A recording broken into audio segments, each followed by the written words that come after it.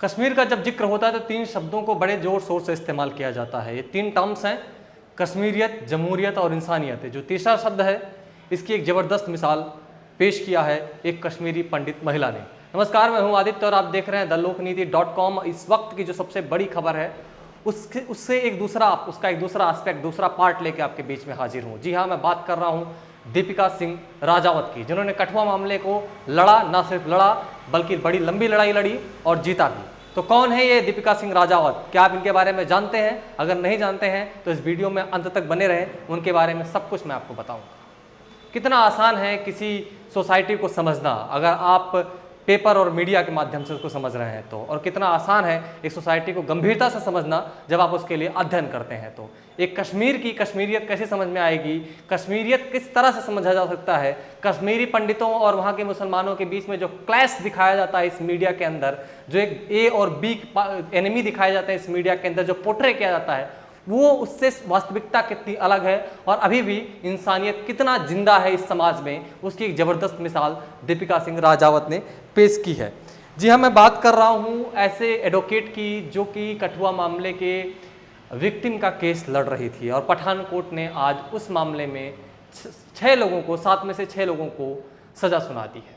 तो पूरे मामले पे हम बात करेंगे। सबसे पहले हम दीपिका सिंह राजावत के ऊपर आते हैं। दीपिका सिंह राजावत की एक 7 साल की लड़की है। यहाँ से शुरुआत बहुत खूबसूरत लग रही होगी आपको। 7 साल की लड़की की माँ एक 8 साल की बच्ची का दर्द क्यों नहीं समझेगी, किसी भी धर्म की क्यों ना हो। उनकी एक 7 साल की लड़की है। 1986 में उनका जन्म एक कश्मीरी परिवार में, कश्मीरी पंडित के परिवार में जम्मू कश्मीर में हुआ था। उसके बाद उन्होंने यूनिवर्सिटी ऑफ जम्मू की यूनिवर्सिटी से लॉ की पढ़ाई की। लॉ की पढ़ाई करने के बाद 5 साल तक उन्होंने पत्रकारिता की, वही पत्रकारिता जो आज सत्ता और कॉर्पोरेट के हाथों 10 रुपए में बिक चुकी है। 5 साल पत्रकारिता करने के बाद 2008 में उन्होंने चाइल्ड राइट के लिए, यानी कि बच्चों के अधिकार के लिए दिल्ली में काम करना शुरू किया और 7 साल तक दिल्ली में इसी क्षेत्र में उन्होंने काम किया।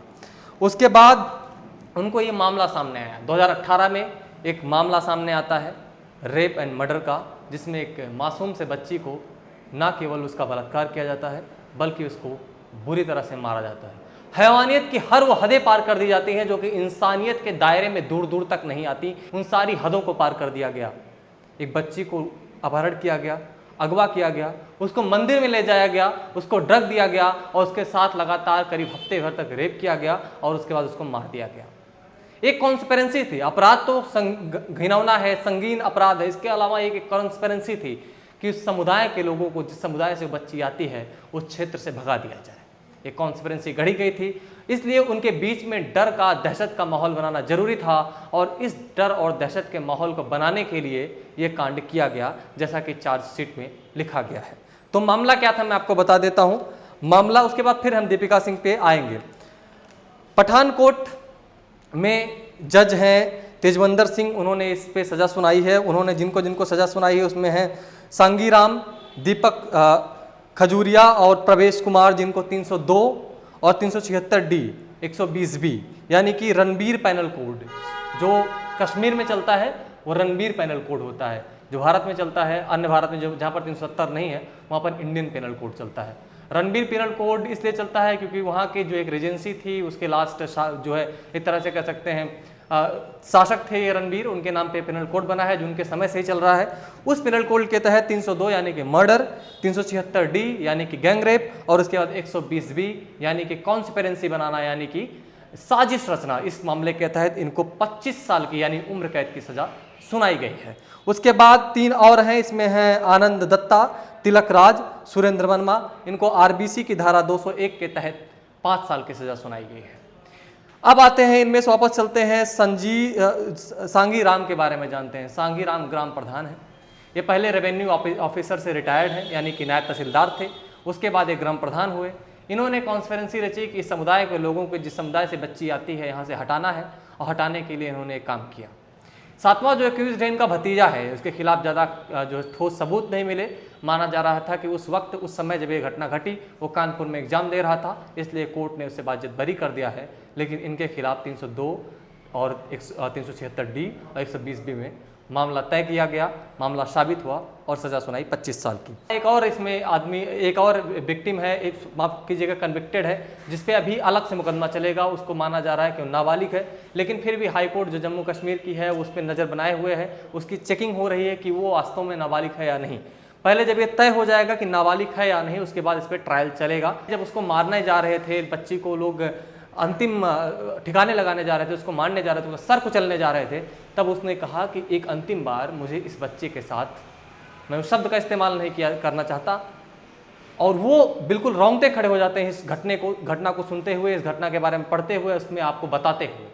अंतिम बार भी उस बच्ची के आबरू को नहीं छोड़ा गया और फिर उसको मार दिया गया। इसके अलावा बातें हैं उस महिला पर जिसने इस केस को लड़ा। इस महिला ने, इस वकील ने, जिनका नाम दीपिका सिंह राजावत है, इन्होंने अपने फेसबुक पे एक पोस्ट किया है, आप पहले इसके उसको देख लीजिए। Mister J.K. Chopra, mister S.S. Basra, mister Harminder Singh, crime branch Jammu, and Mr. Bhupinder Singh, Crime Branch Jammu, are the public prosecutors who made the conviction happen. They are the heroes who gave their best in getting the accused convicted in Kathua case during trial. Let's not forget their role. It was a collective movement which started in February 2018 with my taking the parents to the High Court, Jammu for getting the investigation monitored, Supreme Court for seeking transfer of trial, and ended yesterday with the benchmark judgment.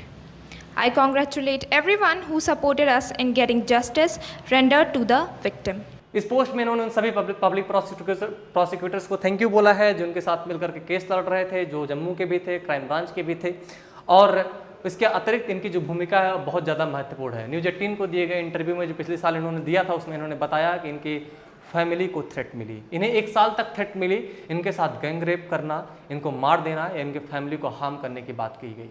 लगातार 1 साल तक उनको इस चीज़ का सामना करना पड़ा, और उसके बाद जम्मू और कश्मीर की पुलिस की जो स्टेट सुरक्षा है इनको मिली, कुछ जवान इनके साथ रहने लग गए, लेकिन इन्होंने केस लड़ा। यहाँ तक कि इनके पड़ोसियों ने इनसे बात करना बंद कर दिया, इनके फैमिली से बात करना बंद कर दिया, ये कहकर कि एक मुस्लिम बच्ची का, एक मुस्लिम परिवार का केस लड़ रही है। लेकिन उन्होंने कहा अपनी फैमिली से, अगर मुझे अपने परिवार को से इन्होंने बताया कि अगर आपको मुझे अनटाइटल्ड करना हो, यानी कि परिवार से बेनाम करना हो, दखल करना हो, तो आप कर दीजिए, लेकिन इस केस को मैं लड़ूंगी। 1 साल तक इस शेरनी ने केस लड़ा और आज पठानकोट की अदालत ने 7 में से 6 लोगों की सज़ा सुनाई। बधाई हो इस महिला को और लानत हो इस समाज को जो इस तरह की चीज़ों को रोज फेस करता है और जन्म देता है। आप देख रहे थे thelokaniti.com। अगर ये वीडियो आपको पसंद आया हो तो हमारे चैनल को सब्सक्राइब करिए, बेल आइकन पर क्लिक करिए और अगले अपडेट का इंतजार करिए। धन्यवाद।